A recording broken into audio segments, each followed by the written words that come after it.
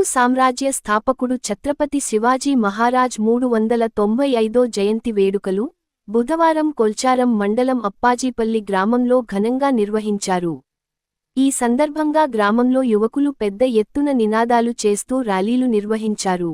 మండలంలోని అప్పాజీపల్లి గ్రామంలో బస్టాండ్ సమీపంలో మాజీ సర్పంచ్ సునీత వెంకట్ గౌడ్ సొంత నిధులతో ఛత్రపతి శివాజీ మహారాజ్ విగ్రహం ఏర్పాటు చేసి ఆవిష్కరించారు. ఈ సందర్భంగా గ్రామంలో యువకులు ఛత్రపతి శివాజీ మహారాజ్ విగ్రహంతో శోభయాత్ర నిర్వహించారు. అనంతరం వెంకట్ గౌడ్ చేతుల మీదుగా విగ్రహాన్ని ఆవిష్కరించారు. ఈ కార్యక్రమంలో కొల్చారం తాజా మాజీ జెడ్పీటీసీ మేఘమాల సంతోష్ కుమార్, పోతంశెట్టిపల్లి మాజీ సర్పంచ్ నర్సింలు, అప్పాజీపల్లి రేషన్ డీలర్ ధనరాజ్, గ్రామ యువకులు పెద్ద ఎత్తున పాల్గొన్నారు.